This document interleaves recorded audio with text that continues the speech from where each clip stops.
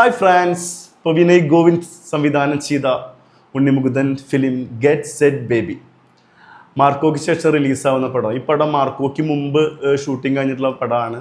ആളൊരു ഗൈനോക്കോളജിസ്റ്റാണ് ഈ പടത്തിൽ വരുന്നത്. ഈ പടത്തിൻ്റെ ഒരു ഏറ്റവും വലിയ പ്ലസ് പോയിന്റ് ഞാൻ കണ്ടത് എന്താണെന്ന് വെച്ച് കഴിഞ്ഞാൽ ഇതിൽ കുറേ കാര്യങ്ങൾ കണക്ട് ചെയ്യാൻ പറ്റിയിട്ടുണ്ട്. ആൾ പഠിക്കുന്ന കാലഘട്ടം മുതലുള്ള കുറേ കാര്യങ്ങളോട് വരുന്നുണ്ട്. ആൾ ഇതിൽ ഗൈനോക്കോളജിസ്റ്റ് അവനെന്താണ് കാരണം അവിടെ ഒരു കഥ വരുന്നുണ്ട്.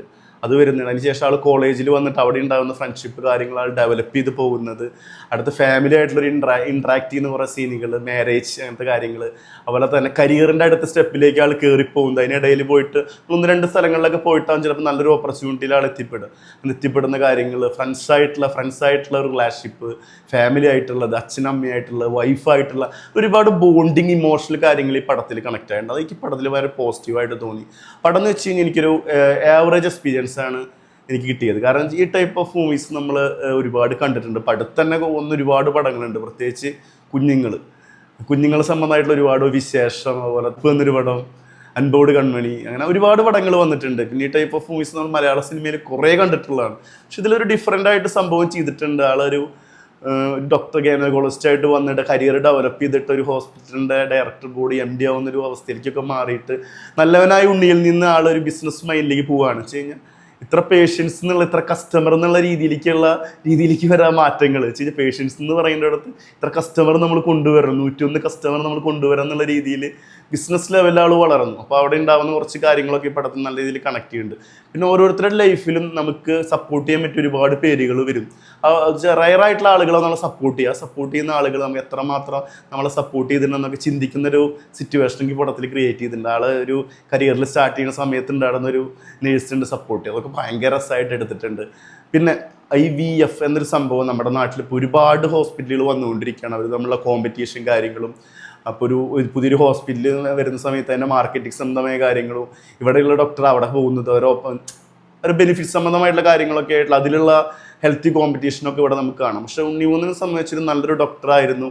ആളെ ലൈഫിൽ വരുന്ന കുറച്ച് ഇൻസിഡൻസിലൂടെ ആൾ മാറുന്നതാണ്. അതൊക്കെ ഭയങ്കര രസമായിട്ട് എടുത്തിട്ടുണ്ട്. അതിലെ പെർഫോമൻസുകൾ, ഉണ്ണിമുകുന്ദൻ്റെ നടൻ്റെ പെർഫോമൻസുകൾ നമ്മൾ ഓൾറെഡി ഒരു ഫീൽ ഗുഡ് മൂവിയാണ്. അപ്പോൾ എനിക്കൊരു ആവറേജ് ഫീൽ ഗുഡ് എക്സ്പീരിയൻസ് കിട്ടിയെന്ന് പറഞ്ഞാൽ ആൾ ഓൾറെഡി മേപ്പടിയെല്ലായാലും അതുപോലെ മാളികപ്പുറം എന്ന സിനിമയിലൊക്കെ ചെയ്ത റോളിനെ അപേക്ഷിച്ചിൽ പ്രത്യേകിച്ചൊന്നുമില്ല. ആളെ ലുക്കും കാര്യങ്ങളൊക്കെ പിടിച്ചിട്ട് കുറച്ച് രസമായിട്ട് ചെയ്തു വെച്ചിട്ടുണ്ട്.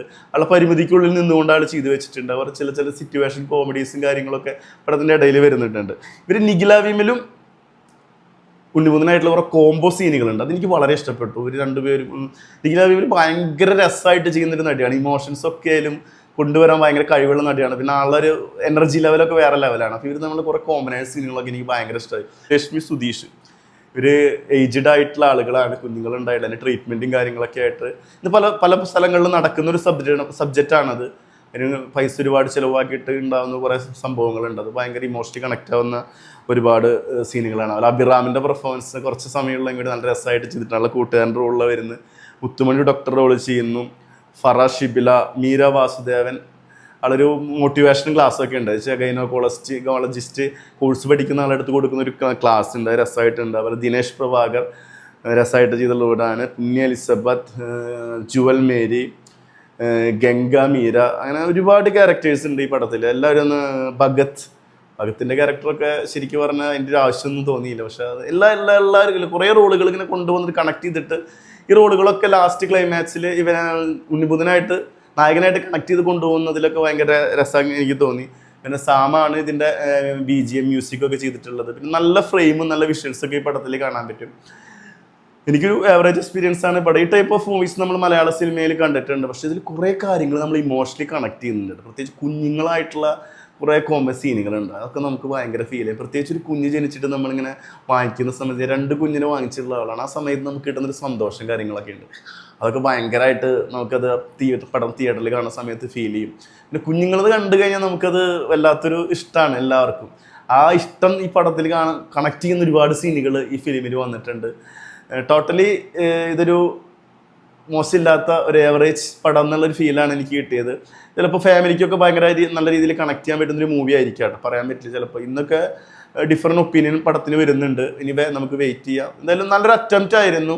പ്രത്യേകിച്ച് നമ്മുടെ സംവിധായകൻ്റെ ആൾ മുമ്പ് ചെയ്ത പടങ്ങൾ എന്നൊക്കെ വെച്ച് കോഹിന്നൂർ, അതുപോലെ കിളിബോയ് എന്ന പടങ്ങളാണ്. വേറൊരു ജോണറിൽ ഫീൽ ഗുഡ് എന്ന ജോണറിൽ പിടിച്ച് ആളത് കുഴപ്പമില്ലാത്ത രീതിയിൽ മേക്ക് ചെയ്തിട്ടുണ്ട്. പടത്തിന് ഡിഫറെൻറ്റ് ഒപ്പീനിയൻ ഉണ്ട്. എനിക്കൊരു പേഴ്സണലി ആവറേജ് എക്സ്പീരിയൻസ് ആണ് എനിക്ക് ഫീൽ ചെയ്തത്. നിങ്ങൾ ഫിലിം കണ്ടിട്ട് നിങ്ങളുടെ അഭിപ്രായങ്ങളും കാര്യങ്ങളൊക്കെ കമൻറ്റ് ബോക്സിൽ ഇറക്കി. It's my personal opinion.